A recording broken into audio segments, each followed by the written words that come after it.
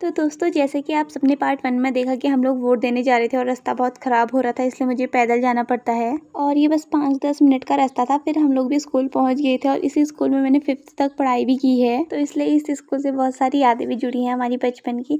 और जैसे हम लोग वोट देने गए तो वहाँ तो लंबी सी लाइन लगी हुई थी और हम लोग सबसे लास्ट में थे। मुझे तो हो रहा था कब मैं अंदर जाऊँ और वोट दूँ। पहले तो हम लोग 20-15 मिनट तक लाइन में लगे, उसके बाद मैं आ गई थी वोट दे के। मैं इतना खुश हो रही थी जैसे मुझे कोई लड्डू मिल गया हो। और हमारे आने के बाद तो यहाँ फिर से लंबी सी लाइन लग गई थी। हम लोग घर को आ गए थे और वहीं बगल में मौसा जी लोगों का घर है, तो हम लोग वहाँ थोड़ी देर बैठने के लिए गए थे। और उसके बाद तो सीखा दी और आरती दी की गप्पे खत्म होने का नाम ही नहीं ले रही थी। पापा और आरती दी तो वहीं बैठे थे, मैं वापस आ गई थी क्योंकि मुझे पैदल आना था ना आधे रास्ते तक। और पैदल चलते चलते मैं कुछ ज्यादा ही ऊपर तक आ गई थी, पर फिर भी आरती दी और पापा आए नहीं थे। मैं भी पैदल पैदल बस ऊपर को चलते रही और आधे रास्ते से फिर मुझे मिल गए थे, तो अपने साथ मुझे भी स्कूटी में उठा के ले गए। वापस आते टाइम तो हम लोग ट्रिपलिंग करके भी बहुत आसानी से आ गए थे क्योंकि जाते टाइम डाउन था ना, इसलिए आफत आ रही थी। फिर इस इसी मार्ग के रास्ते को पार करके हम लोग पहुंच गए थे नौलिकान और पापा ने बोला कुछ चीज खानी है तो ले लो, और पहली बार आज हमको कुछ खाने का मन नहीं था। हमने यहाँ से बस एक आध सब्जी ली और 5-10 रुपए की चीज भी ले ली थी। सब्जी वगैरह लेने के बाद फिर हम लोग आ गए थे वापस अपने घर को। और जब हम लोग दिन में वोट देने गए थे तो हम खाना खा के भी नहीं गए थे और हमको वापस आते आते 4 बज गया था,